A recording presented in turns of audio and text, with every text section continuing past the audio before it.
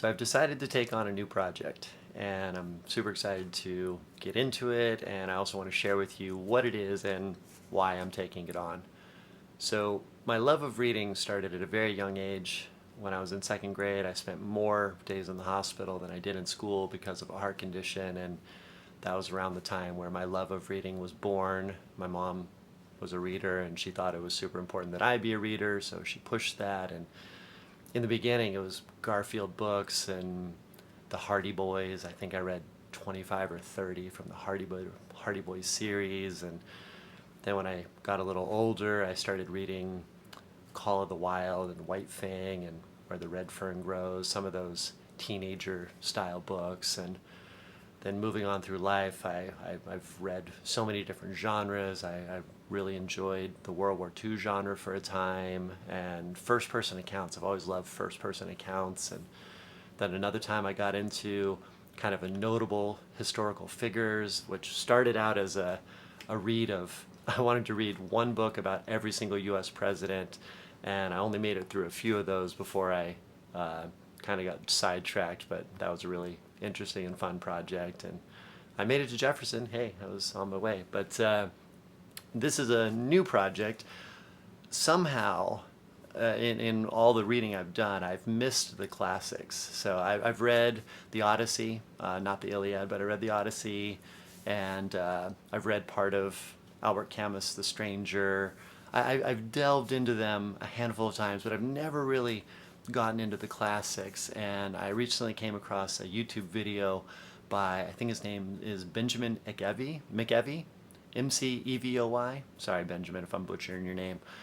But he compiled this list of the 50 most influential classics. So I thought, what better place to start than read the 50 classics? And I recently, well, actually in just a few days, my first book will be publishing.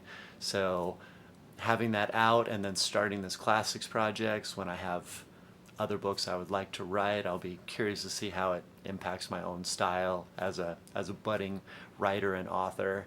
So I'm excited to see how that goes. But most importantly, I kind of put the word out, just, hey, here's some of the books I would like to read. And huge thanks, Kyrie. She gave me these right here. I've got Anna Karenina, Gulliver's Travels, an original copy of Alice in Wonderland. So she gave me this stack right here, and I wanted to say thank you, Kyrie. It was huge thanks for that. This is going to get me started. And then also to Susan Horn, Bob and Susan, wonderful folks. But she gave me these titles here just the other day when we were having a little grill night. So I'm excited for those. And this one, I'm a short story writer, so I have to check out Chekhov and learn about his style. He's considered to be one of the greatest short story writers of all time. So I think I'm going to start here and see what that's all about. And then I haven't even opened it. Where's my scissors? There they are. I haven't even opened it yet, but Rob Elliott sent me, I don't think you'll be able to see it, but he sent me a package with a couple more. He said were on my list, and I wanted to open it here. All right, we got Dante's Inferno. I don't have that one, so that's awesome. Put that right up there. And we got The Great Gatsby. So they tried to make us read this in high school. I want to say it was 10th or 11th grade. And I remember distinctly sitting in class and everyone else was reading this and I was reading something else. I was in a medieval fantasy kick at the time, so I was probably reading David Eddings or Raymond Feist, the Magician series, or the Malloreon, or the Belgariad. I really enjoyed. I think I read the Belgariad twice, and I read Eddings' Magician series, all 4 books, at least twice. But I read The Hobbit. I never read Lord of the Rings, but I read The Hobbit. But anyways, all that to say, The Great Gatsby. I remember everyone else reading this, and I didn't even give it a chance. So I'm excited to actually give this a chance. And no one's forcing me to do this. I'm not on a timeline. I expect this to take me several years. So yeah, I want to absorb this. I want to digest this material and really learn what it's all about. And then Catcher in the Rye, classic. Rob told me his son is actually named after the main character in this, so I've listened to part of the audiobook, maybe half of it for this, and if I remember correctly, if I could be wrong, I'm just going from memory here, but I think this introduced me to stream of consciousness style of writing. Prior to that, I never experienced stream of consciousness writing, and I tried it one morning as an experiment, and I was able to put out 3,600 words in just over 2 hours, trying that technique myself, and stuff that I was actually kind of not hating. Sometimes when you write stuff, you kind of hard on yourself. But so this, and then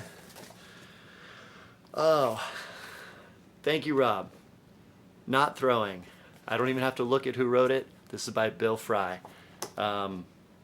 So in 2003, when Jonathan Root and I, working as Team Rootberry, won the juggling championships, afterwards I met a juggler who introduced himself as the most successful juggler you've never heard of, and his name was Bill Fry. And he and his girlfriend Carol Studer, who run Everything But the Mime out of Orlando, Florida, they were probably the biggest single factor in much of Rootberry's success as entertainers over the years.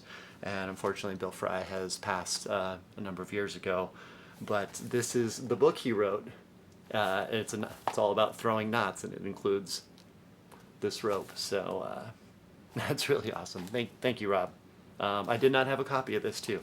And it's also amazing that Bill Fry published his book as a juggler, and I'm just publishing my book as a juggler. So yeah, that's really special. Thank you, Rob. In fact, I know somebody who's going to want to use this like right away.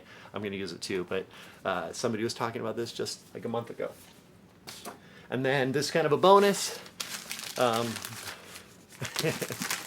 Todd Strong, maker of Todd Strong juggling equipment, recommended that I get Zen and the Art of Motorcycle Maintenance. And this is another one that somehow I've just always missed it and never really gotten into it. So I'm excited to dive into this. In addition, I know there's a lot here. It's going to take me a while. And I'm going to put up an updated list of the titles I'm still searching for. Even with this, there's probably, I know it's 50 on the list. And then Benjamin McEvoy, if you haven't checked him out on YouTube, if you're into classic literature, that's his thing. But he recommended if you're going to read Anna Karenina, you should also read something along with it. And I have those on the list as well. So I'm going to be continually collecting those, and I'll be doing updates, just sort of my impressions, experiences. But I think I'll be starting right there with Chekhov.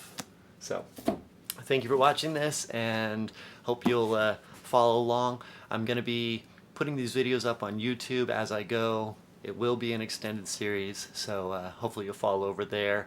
And yeah, thanks for listening, and we'll talk with you soon. Take care.